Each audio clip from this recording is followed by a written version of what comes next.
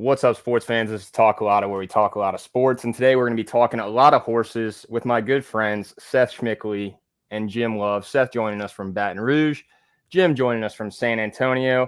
I am completely unprepared and don't know absolute shit about horses, but these guys do. And so they're going to chime in. We're going to go through the 9 horses of the Preakness Stakes, give you a preview, make some picks, and channel some vibes along the way. Gentlemen, how are you doing? We'll start with Jim. Opening statement. I'm going to be tight on the timer today. Jim, go ahead. How much time do I have? I'll give you a minute. All right, I got a minute. Well, really good to be here. Happy Friday to all sports fans and horse fans out there. Really looking forward to the middle jewel of the Triple Crown, the Preakness Stakes. As a native Marylander, this really is Maryland's own Super Bowl every year, always falling on the third Saturday of May. So really excited to talk these horses. I know we have a handful coming out of the Derby into the Preakness, including the gutsy runner-up Epicenter.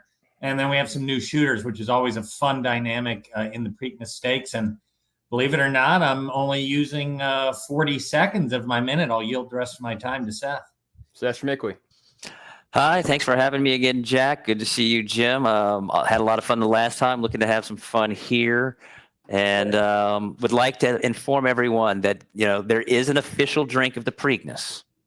It's known as the Black-Eyed Susan. And of the 3 Triple Crown race drinks, to me, this is the best. Orange juice. Explain the ingredient. Yep, there you go. Yeah, a little orange juice, peach schnapps, vodka, and a little bourbon all mixed together. And it goes down way too fast, way too quickly. Be very careful if you find the recipe online and make your own version. We all know deep down inside you're wearing that blazer and you're acting like you're doing work, but you have a Black-Eyed Susan under the camera. That would be great if I did. It's sweet. It's a yellow, it's got that. It's like a distant cousin to a hurricane, even though it doesn't have rum. That's a great analogy. It's dangerous, like a cousin to a hurricane. It's a dangerous cousin to the hurricane. So, gentlemen, this podcast is presented by Helm Paint and Decorating. It is clipped by H2O Salon and Spa. And if you need any help with inadequate security, or if you've dealt with any type of inadequate security at your apartment complex, condominium, or business, you need to call Bear Law Firm. That's BAER Law.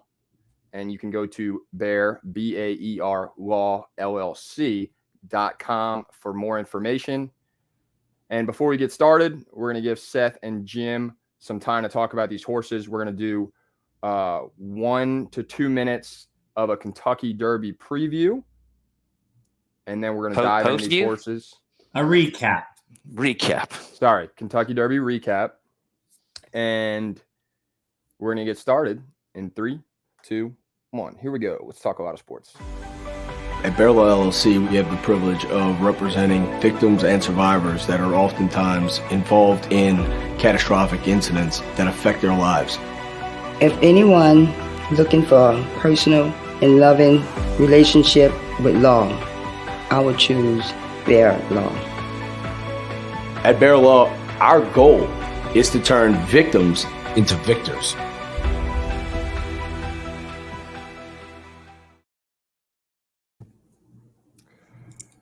Also, I just got to show this video because Mason Katz was on the show yesterday, and it's incredible. It was number 2 on ESPN's top 10. 1-2 pitch. Foul tipped. Mason Katz behind his back picks it out of the air. 4-strike glove work and a big-time smile as he came up with found goal. Leaping Katz. It's 4-3, though. Saints have the lead after 5 on the Saints broadcast network. Is that not just savvy? Those reflexes were very classy. Yeah. And he was just on your show, right, Jack? Yeah, he was on yesterday. I mean, it's crazy to think that he was runner-up in the college home run derby to Aaron Judge. And Mason Katz is 5'8", and Aaron Judge is like 6'8". And that he played alongside Alex Bregman, which is obviously one of the best players in baseball, and hopefully going to try to lead the. I don't know about hopefully. I don't really know how much I love the Astros, but Bregman, Altuve, pretty dominant force for the Houston Astros. All right, let's get into horses. 1 minute to Seth. Recap the Kentucky Derby where Rich Strike, the 21 horse, pulled off one of the greatest upsets in horse racing history. Second longest odds to win the Derby. It's why you play the game. It was a lot of fun. Certainly not even on our radar at the time we did your podcast. Rich Strike wasn't even in the field. We didn't even discuss him. It was an amazing 36 hours where he gets into the field, runs the race, comes from so far back. Certainly helped by the suicidal pace by our dear Japanese friends. Once again, of note, both the Japanese horses were nowhere to be found. And everybody can take that as solid advice. I think Jim and I gave them. But it was super exciting. I already lost the bet because I whiffed on Zandon. He was not in my field. So I was cheering home Rich Strike there. And a great job by Larry Kalmus to figure out what horse that was that came out of nowhere and just clipped by poor old Epicenter. Feel really bad for Steve Asmussen because that looked like his chance to win the Derby. Jimbo? Well, definitely think we learned our lesson to do the Derby podcast on Friday next year. So we will know if any also eligibles draw in, and we'll have a early sense on the tote board. Because of course we thought Tabo was going to be 8 or 9 to 1, and he ended up going off at more like 5 to 1. You know, I think Epicenter, I said this on the podcast, when he ran 47 flat half mile in the Lecomte Stakes, he got caught at the wire. Then when he ran about 47 and 4 in the Risen Star and Louisiana Derby, he was able to win. You know, even though he was in 8th place and off that pace, he still ran that opening half mile in 46 and change. And for him to hold on for second when the pace set up for Zandon and some others to close and blow by him was really impressive. I definitely thought Larry Kalmus had a great call, because when Mind That Bird made a similar move in 2009, Tom Durkin wasn't quite as prepared. And then lastly, you know, I'd just say that Mo Donegal was the horse I really liked to run second, you know, with kind of a late rail closing trip. You know, he had one of the best jockeys in the field, and Arado Ortiz took him 10 wide. It wasn't the best ride, and he got outclassed by Sonny Leone, who's, you know, was the least known jockey of the 20 in the field. So just, you know, a cool underdog story. And, you know, I know folks are disappointed Rich Strike isn't in this race, but they're planning to have him back for the Belmont. Mo Donegal and some others should be back for that as well.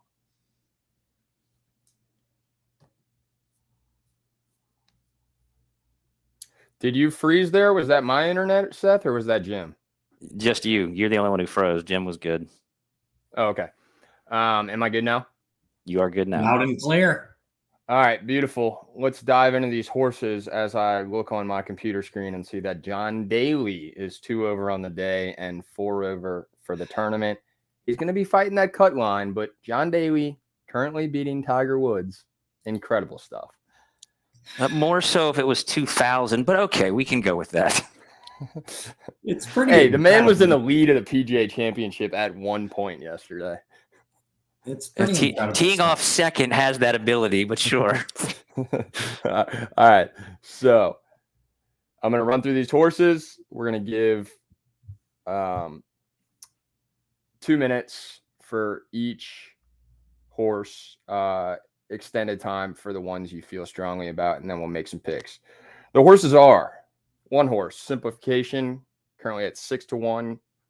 The 2 horse, Creative Minister, currently at 10 to 1. The 3 horse, Fenwick, 50 to 1 odds. I like those odds. 4 horse, Secret Oath. 5 horse, Early Voting. 6 horse, Happy Jack, 30 to 1 odds. 7 horse, Armagnac, 12 to 1 odds. 8 horse, Epicenter. And 9 horse, Skippy Longstocking, 20 to 1. We will start with, who are we starting with? We're going to let Seth take the odds, and I'll lead off on the evens. Seth, take it away. It's Simplification at 6 to 1. Yes. So Simplification, I really struggled with during our podcast because there was a whole lot to like about him. I just was a little confused how he'd finished 3rd in the Florida Derby. But I got to be honest, the more I looked at him the next day, I put him in my superfecta ticket.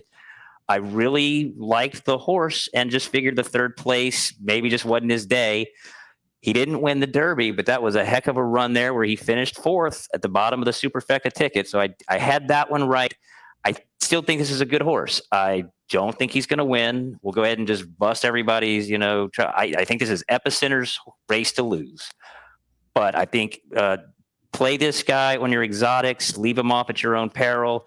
He just keeps making the top 3 and 4. It's what he does. So be very careful leaving him off. I think it was at about the 10-minute mark of the last podcast where I called Seth an asshole. So let's just hand it over to Jim on that note. Well, I think Simplification definitely outran his odds. Probably had no business going from being the Florida Derby favorite to a 35-1 shot in the Derby. But, many kudos to Seth. He was definitely a bigger proponent of Simplification in our last show. I really liked the second place finish in the Holy Bull. I know we talked about that race where, both White Barrio and Mo Donegal came out of that race to win their next prep races. I think that stuck out as something intriguing. The pace setup could not have been better, but also credit to Jose Ortiz for laying off of the very hot pace. But Simplification was closing into a bunch of tiring horses, which helped his cause. He did have to go about 7 wide at the top of the stretch to really make that happen. I think Mo Donegal was probably going to catch him in the next couple strides, but he held on by a nose for 4th. So, I think wheeling back in 2 weeks, of course, any horse coming out of the Derby has to do that, along with Secret Oath, who is coming out of the Oaks. The 2-week wheel back is tough. I don't think this horse is going to get as good of a pace scenario this time. And, I think definitely need to be in your exotics, but not a winner for me either. The 2-horse Jimbo, it's Creative Minister, 10-1 odds, trainer Ken McPeak, jockey Brian Hernandez Jr. Yeah, so Brian Hernandez Jr.'s had the mount on this horse all 3 races this year. They started and were beaten a neck in a maiden race in Florida, and then finally broke maiden at Keeneland in Lexington in the slop, and then ran in an allowance race on the Derby day, on the undercard 2 weeks ago, and looked really impressive in that race. Just for some of our New Orleans horse fans, of course, Masked Parade ran in an allowance race on the Derby undercard last year, owned by For the Greater Glory of God folks based in New Orleans. And then Masked Parade went on to have a really nice 3-year-old campaign, winning the Ohio Derby, running 3rd in the Jim Dandy at Saratoga, and running in the Travers Stakes.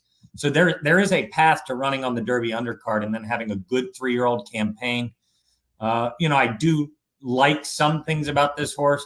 Creative Cause, the sire, ran 5th in the Derby and 3rd in the Preakness behind All Have Another back in 2012. So definitely was a strong 3-year-old. A lot of people are going to like that speed figure on the Derby undercard. I think the big challenge here is this is a huge hike in class from an optional allowance claimer to a grade 1. And the horse has only run a mile and a 16th, so you're adding an extra furlong. So I think just given the added class and distance, this is a toss for me. I think if this horse pointed to something more like the Ohio Derby, a grade 2 or a grade 3 race, we have the Lone Star Derby here in Texas. I think there could have been a better spot than the Preakness, but they're taking a shot because the field's a little weak. Seth? A similar analysis. This is a new shooter here, but as Jim said, he still ran on Kentucky Derby Day, so it's not like he's got a lot of rest. He's coming back on 2 weeks as well. I do like that McPeak, the trainer, is also a 10% owner in this horse, and he ponied up $150,000 of his own money to supplement Creative Minister into this race because he's a believer. I mean, that says something to me. I just feel like this is the wise guy horse. A lot of the pundits are all over this horse. He's already at 10-1, and I'm just looking at it going, because he won an optional claimer, and it's not like his speed figure was huge. As Jim said, he's now going to be running longer than he ever has. He also will not have LASIK. I don't know, Jim, if you were aware of that. He had LASIK his last 2 races. He will not have LASIK for this race. So no LASIK, longer race. If you want to just, if you're going to take a long shot, I'm taking somebody other than a 10-1. I'll just be honest with you. Heard that. Let's go to the 3-horse, which is Fenwick, and let's hand it over to Mr. Schmickley. All right, Fenwick. There is nothing to like about this horse. 5 races to break the maiden. Steve Asmussen gave up on him after 4 races. Mm-hmm. Now, interestingly, though, As soon as you say there's nothing to like about this horse, I literally just placed $10 on it. Well, that's kind of where I might be heading with this. They throw the blinkers on him for the first time after Asmussen lets him go, and he finally breaks his maiden and puts up an okay speed figure in a 1 mile and 40-yard race. He then goes on to the Bluegrass, trying to see if he can go to the Derby. That was a disaster of a race, one of the lowest speed figures you're going to see on the racing form. But he struggled when he came out of the gate, got caught in traffic, and really just never was in this thing. Do I think this 50-1 long shot belongs? Absolutely not. Do I think this 50-1 shot is going to win this race?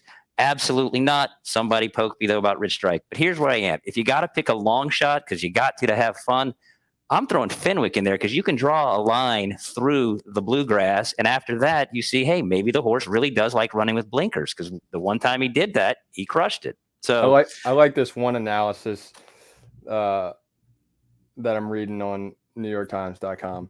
The 11th place Bluegrass finisher is a son of the 2007 Preakness winner Curlin. You're stealing my material, Jack. But I was leaving him something there. But that's about all he has going for him. Go ahead, Jim. Sorry. I thought you just left it up to me and Seth to talk. That was the one thing Seth left out that is a positive about this horse is, and there's several other horses that we haven't gotten to whose sire or, father won the Preakness.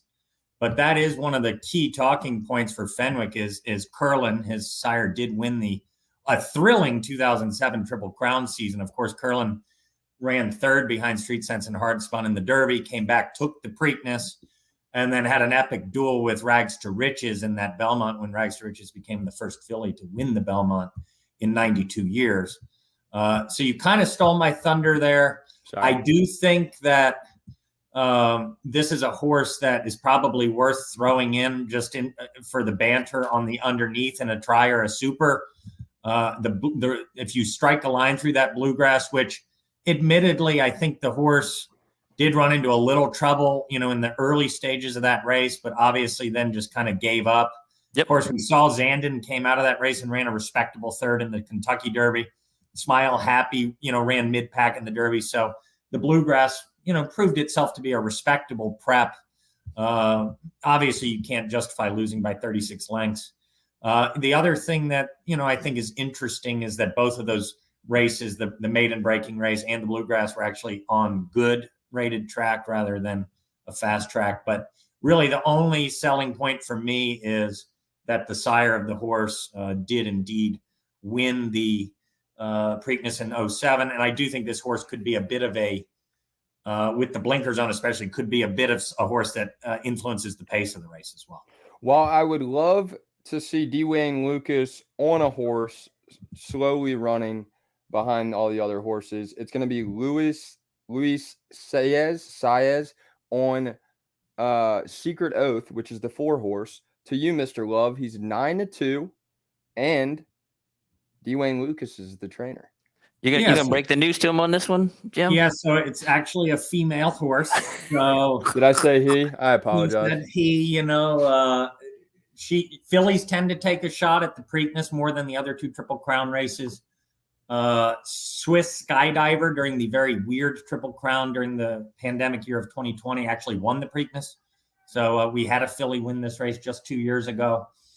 And, really one advantage to being a filly in this race is you carry 5 pounds less than the male rivals. They all have to carry 126 pounds. Fillies carry 121. I mean, her race in the Kentucky Oaks was as good of a last out race as any of these horses ran. And, she was in 8th at the first call in that race, much like Epicenter was in the Derby. But that race had a very fast early pace. So she was pretty forwardly placed pace-wise, relative to some of her other starts. She ran 3rd in the Arkansas Derby. Cyberknife came out of that race, ran poorly in Kentucky, but Barbara Road ran a really nice, the horse that beat her barely for 2nd in the Arkansas Derby, ran a really nice 6th place in the Derby. people got very emotional when the 86-year-old Wayne Lucas won the Kentucky Oaks 2 weeks ago today. That was a big deal. This may be his last really good shot to win a Triple Crown race. I am a big Luis Saez fan. He's always one of the best jockeys at Saratoga every summer. And I think she is very, very live. And I think she can stalk off of what's going to be, I think, a little bit of a stronger pace than people think. And this really could set up nicely for her. Seth. Yeah, you got to love everything about her. She reminds me of a female version of Epicenter. I think they have a very similar ability to rate. They push button, go when the jockey says go, slow down when they do. Maybe Epicenter is a male version of her. It could be. And they have very similar running styles. So I almost look for them to be paired up, similarly situated, as they may not be as far off the pace as some are projecting, as Jim was mentioning, but they have a similar style of running, similar skill set. Again, I still think it's Epicenter's race to lose, but Secret Oath is more than capable of taking it. I think you got to play her on the top of some tickets to mix things up because she is that good. I certainly wouldn't leave her off the tickets. I was looking at some things. I believe since there was a big gap where no fillies ran the Preakness. There's a gap from 39 to 1980, and then we only had 6 since 1980. One horse didn't finish the race, was injured in the race, and then only one other horse finished out of the top 4. So I am putting this filly on all of my tickets somewhere because if they bring the girl over, it's for a very good reason. I was once told the comparison that sex is like voting, and with that, we turn to the 5-horse early voting. What a segue that was. I'm just going to leave that one alone, but early voting. You and me both. So here we go. This you is go behind Chad. a curtain, you do your thing, Behind a curtain, man, what's the fun in that? Chad Brown, the trainer. Everybody knows this is trying to be cloud computing 2.0, where you have a Derby-capable horse, but you're not really sure you can take that length. So you hold him back, going for the shorter Preakness, and you want to run against those Derby horses who didn't get all the rest you have. That's early voting. He's a front runner. He's going to try and wire this field. I think he's got a shot to do it. He's going to do one of two things. He's probably either wins or finishes second, or he is somewhere in the back, at the very, very back.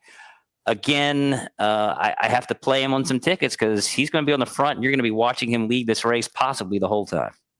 Jim. I got to be frank. I think Seth called Creative Minister one of the wise guy horses. I really think early voting is a wise guy horse. I mean, I even in our text thread did say, especially after Rich Strike scratched a week ago, I said, we got to be aware about early voting. The more I watched the replay of the 2 races in New York, that Wood Memorial got some really strong Equibase and Beyer numbers. I think a lot of people think that was a strong prep race. Mo Donegal could not have gotten a better pace setup in the Derby, and Mo Donegal ran 5th. Early voting was the pace setter in that race, but it wasn't insanely fast fractions. It was 47 and 3 half mile, 111 and 3/4 in a 9 furlong race, and still got caught by Mo Donegal, even being able to set a relatively soft pace for a 9 furlong prep race. Skippy Longstocking is also going to try this race, ran 3rd in the Wood Memorial. And, so we don't have a data point on how the 2nd or 3rd place finishers did, but I just think couldn't win with setting a comfortable pace in the Wood.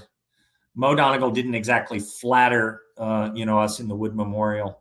And I think a lot of people just think it's cloud computing 2.0. But I'm going to kind of take the latter half of what Seth said and, just think this horse is going to get more pace pressure than people think. Fenwick and some others may be surprises, and B is not going to hold the pace I know I'm coming up on time, but I think this is a rare time where Seth and I are definitely going slightly different. Only in the last 9 years, only 3 pace setters have won the Preakness. 2 of them were eventual Triple Crown winners, Justify and American Pharaoh. And the 3rd one was Oxbow, a D. Wayne Lucas horse in 2013, who set a 6 furlong pace of only 1:13 and 4/5. Every other Preakness, these 6 furlongs have been under 1:12. So Oxbow just got to set a really soft pace and went gate to wire. this horse is not going to get a soft pace, and this is not a Triple Crown winner. So I really do think that I'm going to just keep early voting off my tickets. I'll allow the extended time since y'all did differ, but I do want to keep the 2 minutes if possible so that we can have time to just expand a little bit on the picks. With that, Happy Jack, what I aspire to be every day when I wake up, a Happy Jack, the 30-1 horse who finished 14th place in the Kentucky Derby. Jim Love? I said in our Derby podcast, he had lost his last 3 races by a combined 49 lengths. Now I can say he's lost his last 4 races by a combined 68 lengths. Doug O'Neill, the winner of this race with I'll Have Another in 2012, has been very bullish with the horse media here in the last week, just talking his horse up, feeling really good about Happy Jack's chances. The horse was at the back of the pack early in that race.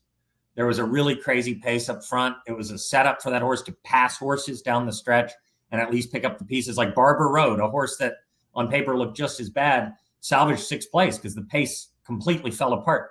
Happy Jack could only manage to get to 14th, so I'm going to keep this horse as a complete toss in the Preakness, even though it is your namesake. Seth?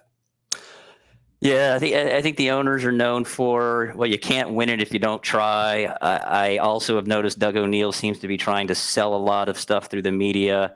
I don't like that the plan with this horse, if you look back, starting with after his maiden win, it's blinkers on, blinkers off, blinkers on, blinkers off. Guess what? Blinkers coming back on. I don't think it matters.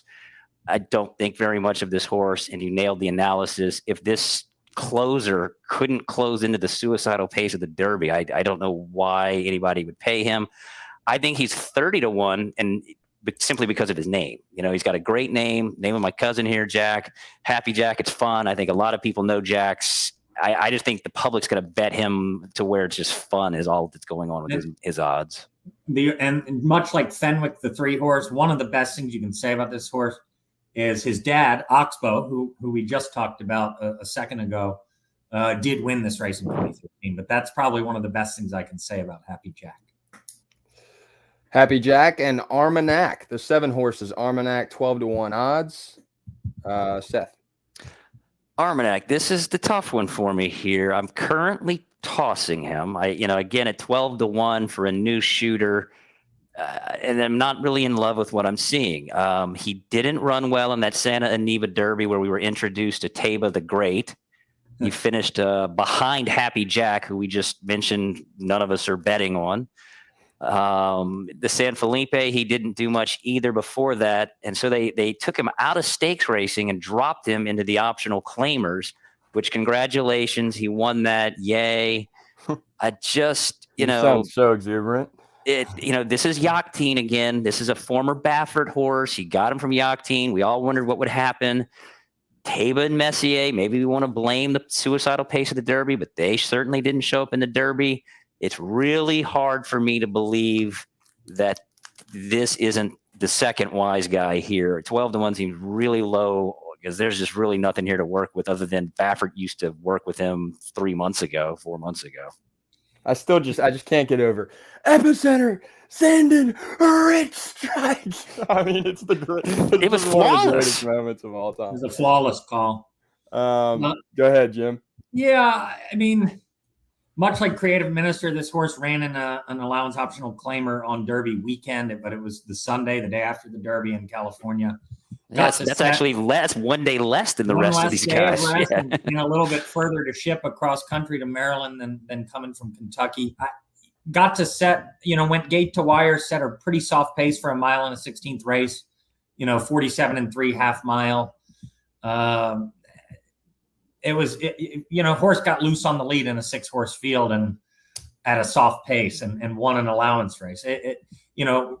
The Santa Anita Derby was not flattered. You could argue the pace buried the 2 horses, like Seth just said, Taba and Messier, but the top three finishers in the Santa Anita Derby all ran poorly in Churchill Downs. So big time toss for me. Epicenter, 8-horse, Jim Love. Well, this is the horse probably that most are going to talk about. 6-5 on the morning line. Wouldn't be surprised if 4-5 or even money when we get to post time tomorrow. Ultimately, Epicenter ran a world-class race at Churchill Downs. I was deeply impressed that he held off Zandon in the stretch because he was way closer to that hot pace. He definitely ran much faster than he wanted to the opening half mile, even though he was held back there in 8th place. And, again, I still feel bad for Steve Asmussen, but Joel Rosario is a world-class jockey. He did not lose that race with that ride, but the pace circumstances definitely were just really unfavorable.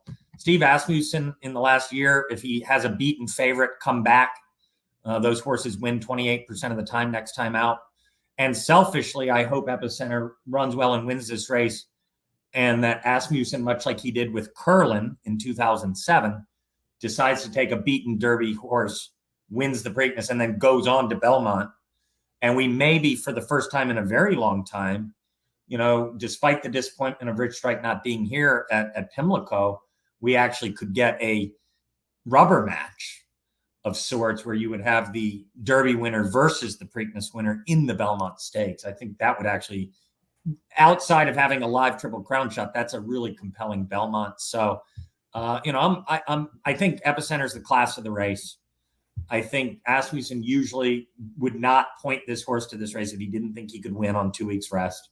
And he usually bounces back stronger than most with beaten favorites next time out. Winningest trainer in North American history. He's going to take a shot. He's won this race before with Curlin. So let's see what happens. I'm big on Epicenter to bounce back and on the 2 weeks rest. Seth, rebuttal. Yeah, I love everything about this horse. He trained at the fairgrounds there in New Orleans all season, so I kind of had an eye on him way back in January.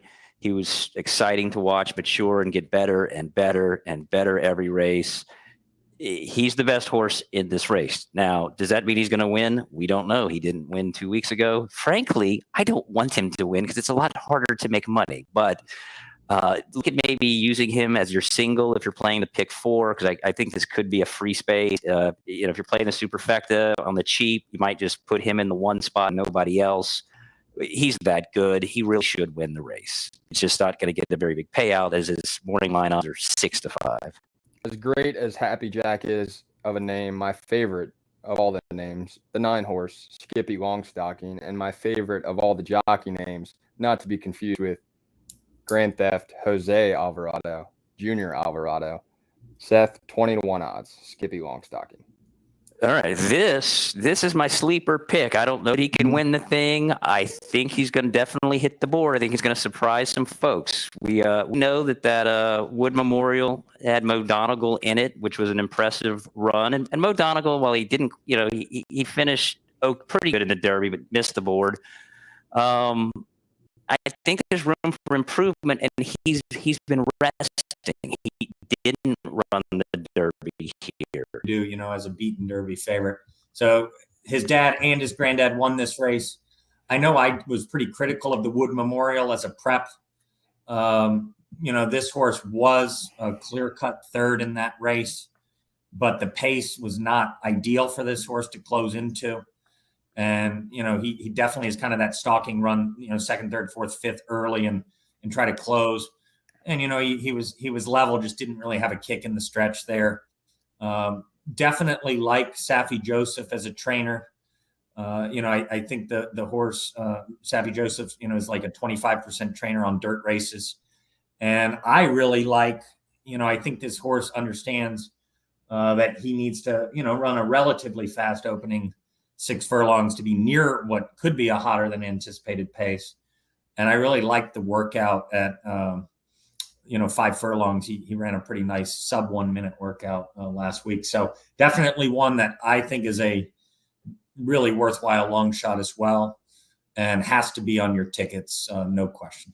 Especially at the odds. I mean, that's the other thing when you look at Armagnac and Creative Minister. I was like, well, I'll take 20-1 on somebody I think can actually hit the board and maybe crawl across first. But I love his odds. And comes in, like early voting, and Fenwick comes in on 6 weeks rest instead of the others who ran 2 weekends ago. So, yep. Jim Love is the only one who's able to call them lovable long shots. So I guess give us your schmickly-bull long shots, Seth. I think it's Skippy Longstocking's the long shot to play in this race if you're looking for one. All right, exacta and winner to Seth, and then Jim, and then you know what? I'm gonna give my exacta and my winner. Are we trying to pick the most valuable winning ticket, or what we think is going to happen here? So it's two very different things here. I want you to decide. Well, if you're going to go value, I'm playing Epicenter to win with Skippy Longstocking to finish second. Probably biting off more than I can chew. I think it's going to be Epicenter, and then I think Secret Oath will be going, across the wire right with them, just behind them. They're going to run the same race.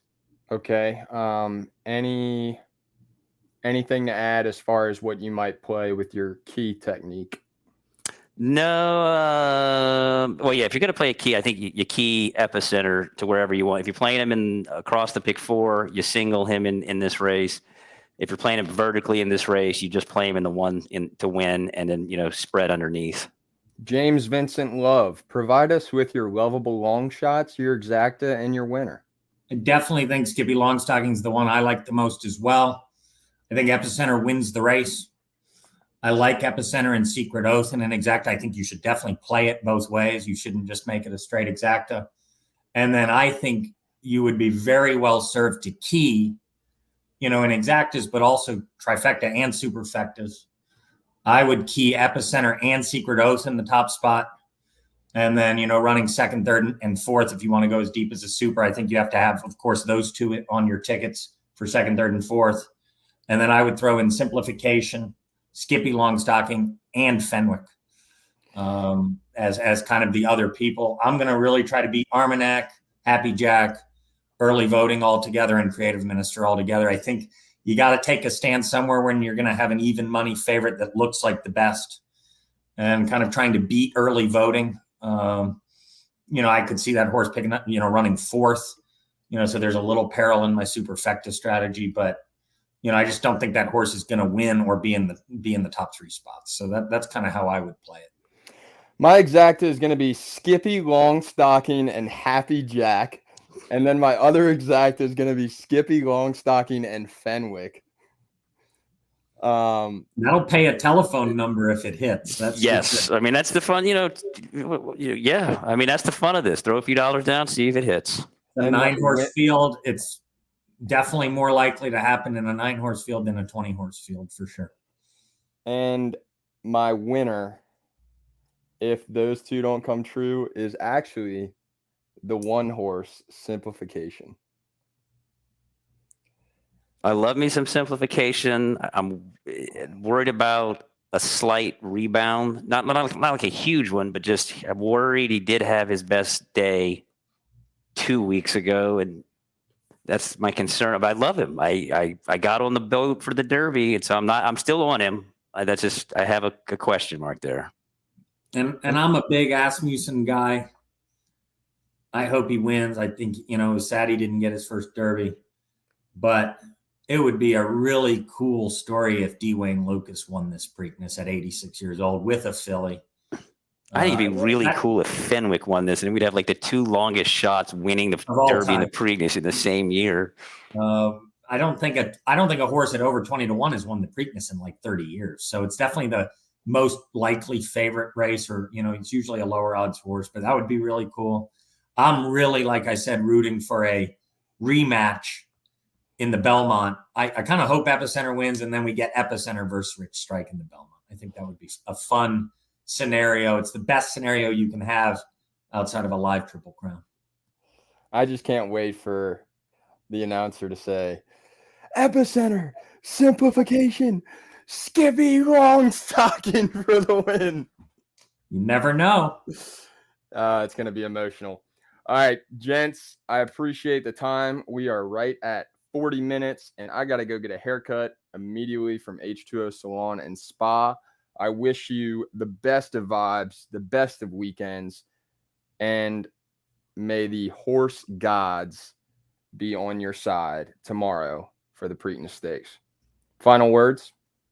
Just thanks again for having me on. It's always nice to be with both you and Seth. Seth, it's fun to talk horses with someone with so much knowledge. And I just hope the next one in person. I just hope, hopefully we can do the next one in person. And I just hope we don't drink too many black-eyed Susans this weekend, because that could lead to a slow recovery on Sunday. So happy weekend, happy Friday, and appreciate you having me. Same, and Jack, always fun to see you, bud. I'll be making a black-eyed Susan. I'll send you a text with a photo of it on Saturday. Jim, so much fun. Certainly an honor to speak to you, as you've got 3 times the knowledge I do. So I feel like I'm just kind of a third grader hanging out with, the high schooler. So you're too kind. I actually don't agree with that. I think you're the sharpest one in the class, but that's kind of you. So knowledge is a blessing and a curse in this horse racing game. This is Talk Culotta, where we talk a lot of sports with Seth, Jim. I'm Jack Culotta, and we are signing out. Peace and love. Skippy Longstocking. Dial it in.